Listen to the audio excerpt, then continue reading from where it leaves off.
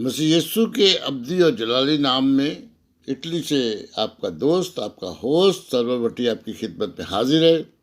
دوستو، آج نئی ویڈیو کے ساتھ ایک نئی سٹوری کے ساتھ آپ کی خدمت میں حاضر ہوں۔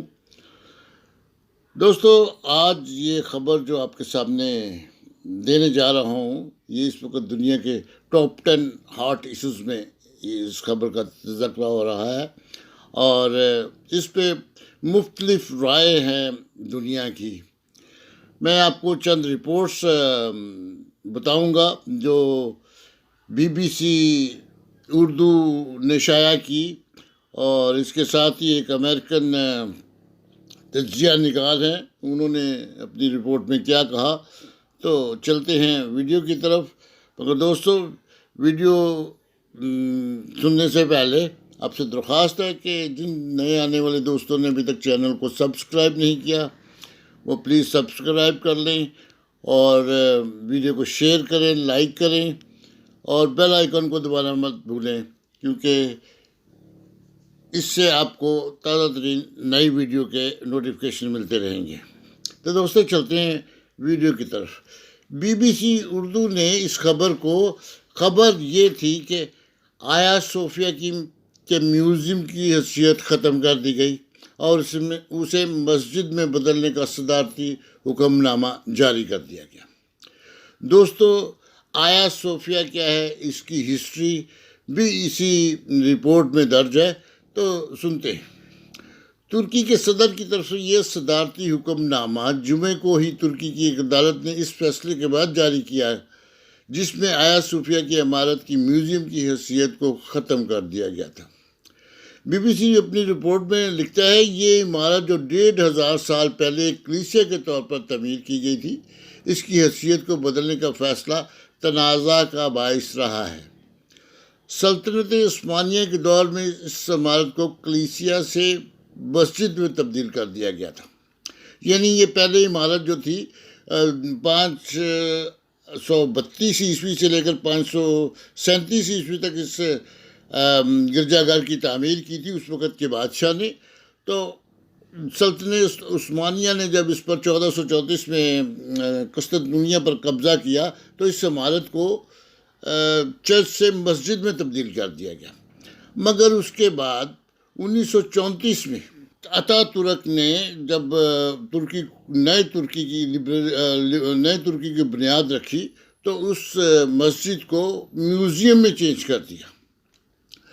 تو دوستو، رپورٹ میں لکھا گیا ہے کہ جولائی کے شروع میں ترکی میں کونسل آف اسٹیٹ نے استنبول میں موجود آیا صوفیہ کو ایک مسجد میں تبدیل کرنے سے متعلق فیصلہ مؤخر کیا تھا، جو جمعے کو سنایا گیا، جس کی وجہ سے اس صدارتی فیصلے کی راہ ہموار ہوئی ہے۔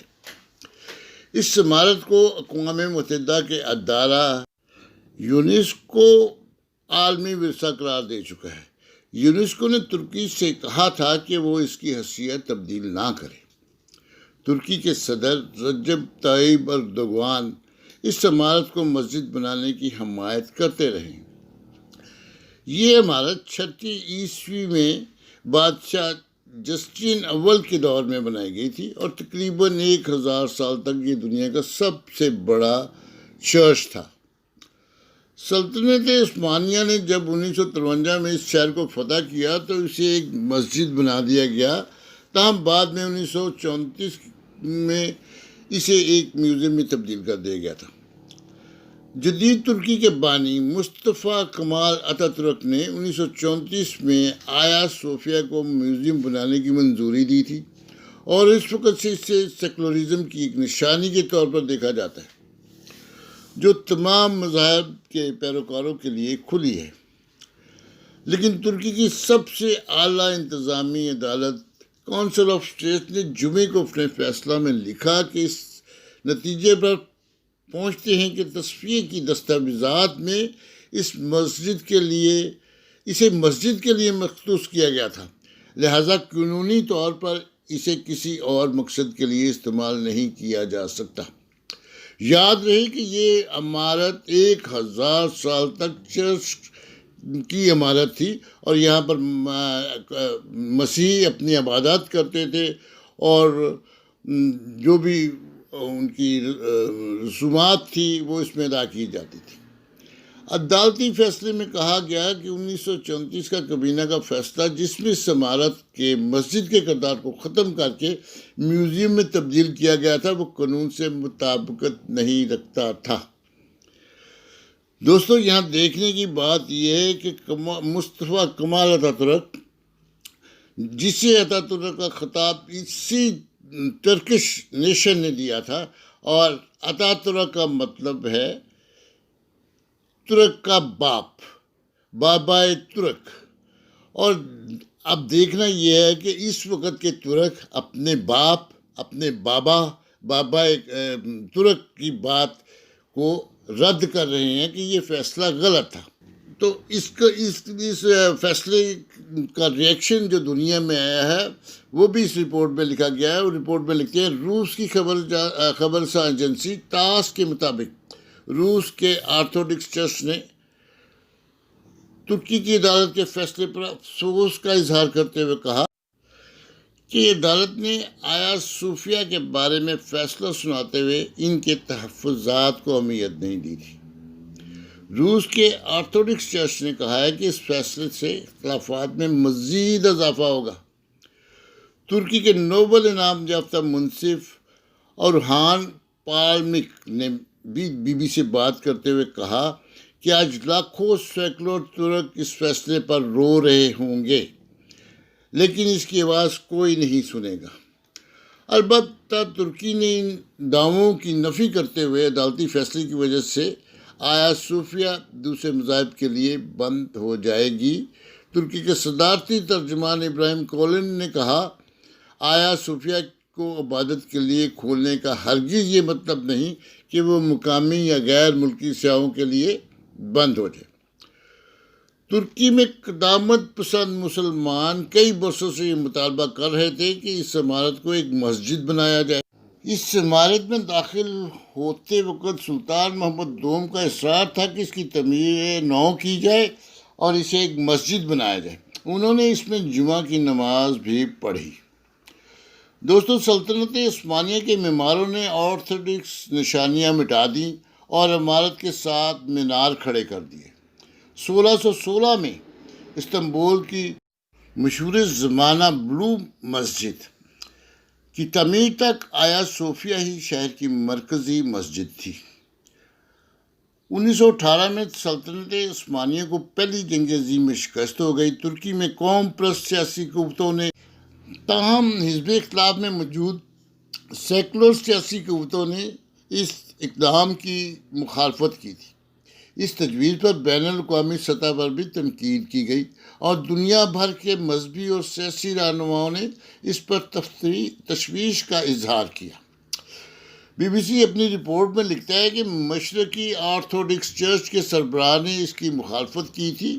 یونان نے بھی اس اقدام کے خلاف بات کی تھی، جہاں لاکھوں آرتھوڈکس مسیحی رہتے ہیں۔ یونان میں وزیر برائے ثقافت نے ترکی پر الزام لگایا تھا کہ وہ قوم پرستی اور مذہبی جذبات کو جنونی حد تک بڑھاوا دے رہا ہے، اور ان کا اصرار تھا کہ یونیسکو کی ورلڈ ہیریٹیج سائٹ کو تنظیم کی اپنی کمیٹی کی منظوری کے بغیر تبدیل نہ کیا جائے۔ ادھر یونیسکو کے ڈپٹی ڈائریکٹر ارنسٹو رمیز نے بھی اس بات پر اتفاق کیا تھا، اور ان کا کہنا تھا کہ یونیسکو نے ترکی کو اس سلسلے میں خط لکھا ہے، تاہم ابھی تک کوئی جواب موصول نہیں ہوا۔ اب ہم اگر غور کریں تو اس رپورٹ میں آیا صوفیہ کی تاریخ بھی لکھی ہے۔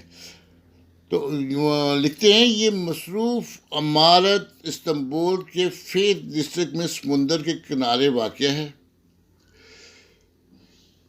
جسٹن اول نے اس کی تعمیر کا حکم سن 532 میں دیا تھا، جب اس شہر کا نام قسطنطنیہ تھا۔ یہ سلطنت، جسے مشرقی رومی سلطنت بھی کہا جاتا ہے، کا دارالحکومت بھی تھا۔ ماہرین بحیرہ روم کے پاس سے اس عمارت کی تعمیر کے لیے اشیاء لائے تھے۔ 537 میں جب یہ عمارت مکمل ہوئی تو یہ آرتھوڈکس چرچ کے سربراہ کا مقام بن گئی۔ اہم ترین تقریبات جیسے کہ بادشاہ کی تاج پوشی، اور عبادات اس عمارت میں ہونے لگی۔ تقریباً 900 سال تک یہ عمارت آرتھوڈکس چرچ کا گھر رہی۔ بیچ میں 13ویں صدی میں یہ کچھ عرصے کے لیے کیتھولک چرچ کے زیر انتظام بھی رہی، جب یورپی حملہ آوروں نے قسطنطنیہ کا کنٹرول سنبھال کر چوتھی صلیبی جنگ میں شہر میں لوٹ مار کی۔ تاہم 1453 میں سلطنت عثمانیہ نے سلطان محمد دوم کے دور میں قسطنطنیہ پر قبضہ کیا، شہر کا نام تبدیل کر کے استنبول رکھا، طاقت پکڑنا شروع کر دی اور سلطنت عثمانیہ کی تباہ شدہ راکھ میں سے جدید ترکی نے جنم لیا۔ مصطفیٰ کمال اتاتürک نے عمارت کو ایک میوزیم بنانے کا حکم دیا اور 1935 میں اسے عام لوگوں کے لیے کھول دیا گیا۔ یہ ترکی کی اہم ترین سیاحتی عمارتوں میں سے ایک ہے۔ اس عمارت کی 1500 سالہ تاریخ کی وجہ سے ترکی کے اندر اور باہر کئی لوگوں کے لیے مذہبی، روحانی اور سیاسی عقیدت رکھتی ہے۔ قدامت پسند مسلمانوں کا مطالبہ رہا ہے کہ اسے واپس ایک مسجد بنایا جائے اور اس سلسلے میں انہوں نے مظاہرے بھی کیے، تاہم ترکی کا 1934 کا یہ قانون اس کی اجازت نہیں دیتا تھا۔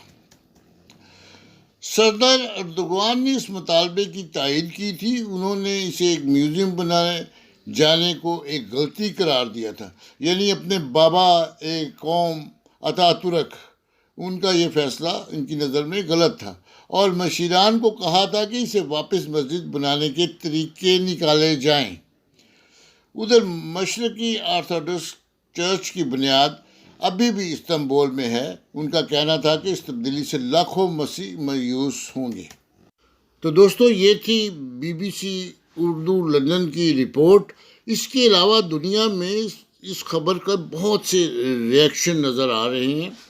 ایک اور رپورٹ آپ کو بتاتا ہوں۔ تبصرہ نگار الیگزینڈر گوئرلاخ کرنیگی، کونسل برائے اخلاقیات بین الاقوامی امور کے ایک سینئر رکن اور کیمبرج یونیورسٹی کے ادارہ برائے مطالعہ مذہب و بین الاقوامی امور سے ریسرچ ایسوسیٹ کے طور پر وابستہ ہے۔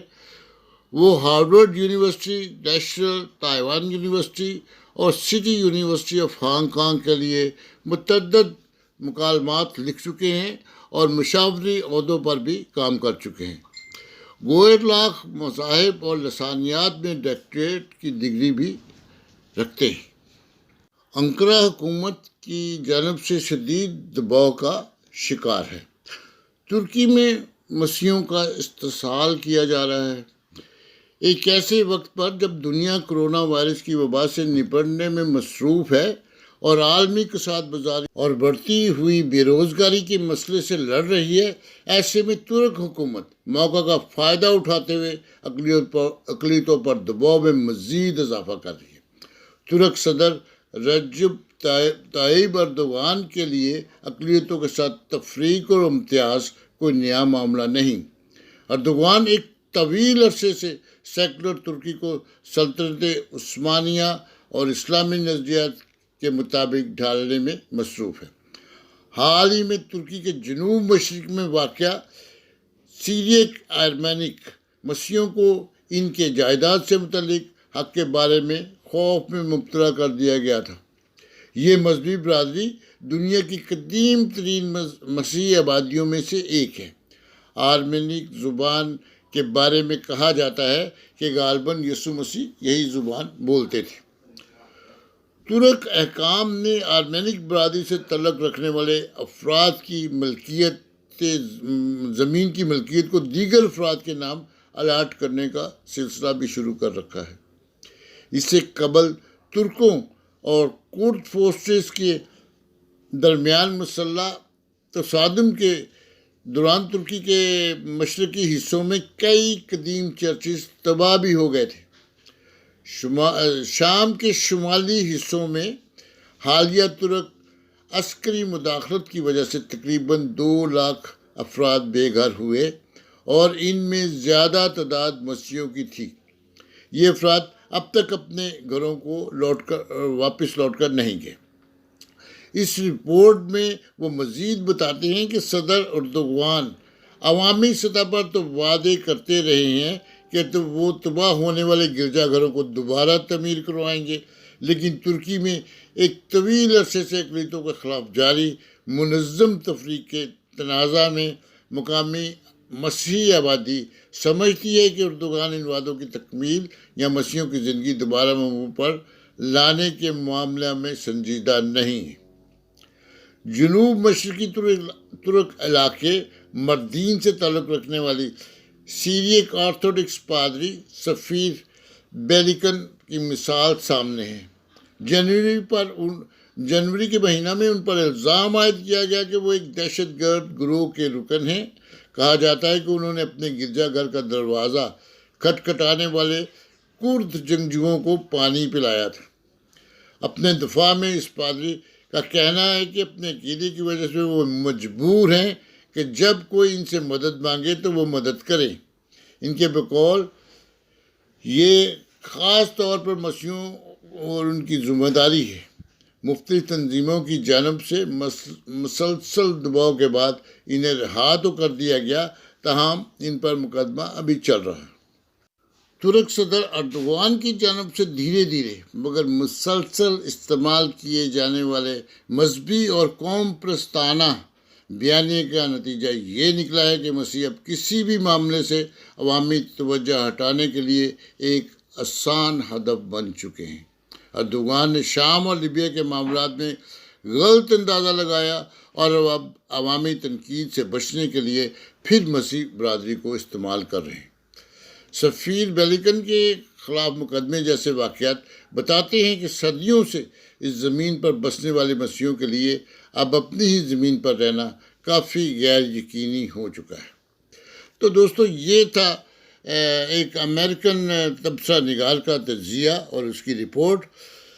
ویسے اگر دیکھا جائے تو دوستو آپ کے خیال میں اس مسئلے کا حل کیا تھا؟ کیا 1000 سال تک اس عمارت کو چرچ کا درجہ دیا گیا اور بنانے والے بھی مسیحی تھے اور انہوں نے چرچ بنایا؟